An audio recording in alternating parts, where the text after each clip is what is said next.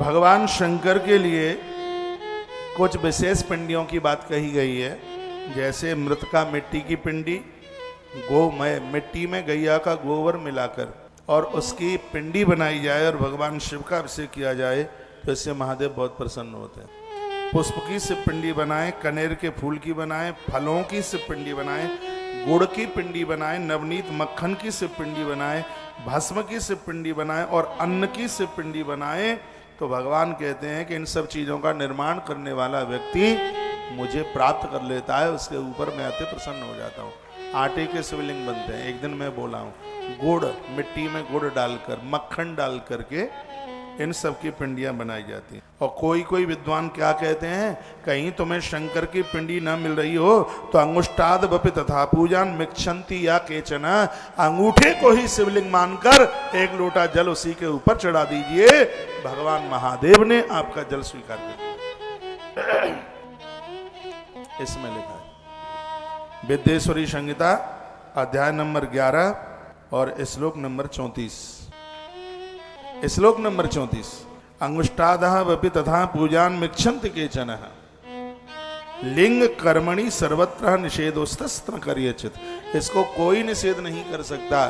शंकर की पिंडी का अभाव है, मंदिर नहीं है और आप अपना नियम पूरा करते हैं तो आप इस प्रकार से अंगूठा दो उंगलियों के बीच में निकाल करके और एक हाथ से उसके ऊपर जल छोड़िए और आपका संकल्प, आपका नियम पूरा हो जाएगा। लेकिन इसका अर्थ यह नहीं है कि अब अंगूठे पे ही रोज लोटा ढाले, मंदिर ही ना जाए। ये तो मंदिर के अभाव में, पिंडी नहीं है उस समय अंगूठे के ऊपर एक लोटा जल डाल करके नियम पूरा कीजिए। अभी हम रामेश्वरम में थे तो मैं अचानक शास्त्री जी के, राममोहन आचार्य जी के कमरे में मैं घुस गया, अंदर चला गया था किसी काम से। तो ये अंगूठे के ऊपर वो पानी का लोटा भर करके यूं ऐसे डाल रहे थे। मैंने कहा ये क्या कर रहे हो? बोलते हैं आपने ही तो कहा था कि शंकर जी ना हो तो अंगूठे को महादेव मान करके उसके ऊपर जल चढ़ा दीजिए, महादेव भोलेनाथ उसको स्वीकार कर लेता है। तो कर लेता है। विद्येश्वर संहिता अध्याय नंबर 11 और श्लोक नंबर 34, इसमें लिखा वर्णन अंगुष्ठादाव तथा पूजा मिक्षंत केचन, अंगूठे के ऊपर भी आपने महादेव को जल चढ़ा दिया तो भोलेनाथ बिल्कुल प्रत्यक्ष रूप से उसको स्वीकार कर। वर्णन है, कमाल कर दिया। एक बात और अच्छी बात कही गई है, लिंग दान, शिवलिंग का जो दान है वो एक बहुत बड़े दान में से दान। कभी शिवरात्रि के समय, सोमवार के समय, प्रदोष के समय में यदि आपसे बन जाता है तो शिवलिंग का दान की। ये बात मैंने आज तक कभी नहीं बोली है और मैं अपने हृदय का पत्ता खोल रहा हूँ। यह बात आज से मैंने बहुत वर्ष पहले पढ़ी।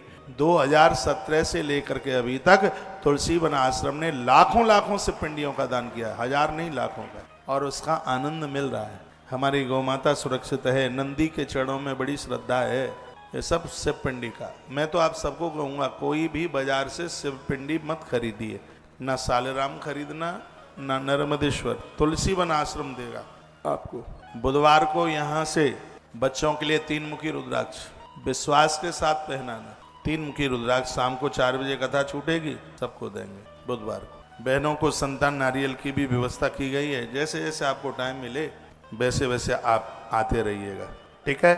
लिंग दर्शन मात्रम नियमेन सेवा प्रदम। थोड़ा बहुत समय भी यदि कोई नियम से शिवलिंग दर्शन का संकल्प ले ले तो उसके संपूर्ण कार्य पूरे हो जाएंगे। तो सौनक शिव ने पूछा, किसी का ऐसा नियम है कि वो रोजाना शिवलिंग का दर्शन करे और जल चढ़ाए और वहां मंदिर न हो तो फिर क्या करे? तब का अंगुष्ठादाव तथा पूज मिक्षन्ति केचन। उस समय अंगूठे को ही शिवलिंग मानकर उसके ऊपर जल चढ़ा करके और अपने इस नियम को पूरा कर ले, उसका संकल्प टूटेगा नहीं, उसका नियम पूरा होगा। कितनी सरल पूजा है शिव। शंकर तो कोई बहुत बड़ा मंदिर भी नहीं चाहते, वो तो चाहे जहाँ 4 ईंटा रख के पधरा दो वहीं बेचारे राजी है। ऐसा तो भोला, आहा, सच में ही भोला है, बड़ा प्रभाव है उसका। भगवान सदाशिव भक्त के ऊपर बड़ी कृपा करते हैं। जो शिवलिंग का दान करता है उसे शिव पद की प्राप्ति होती है, ऐसा वर्णन लिखा है। सर्वत्र फलदाता ही प्रयासान गुणम। उसको मुक्ति के लिए प्रयास ही नहीं करना पड़ता, शिवलिंग का दान करने से वो निर्वाण पद को प्राप्त होता है।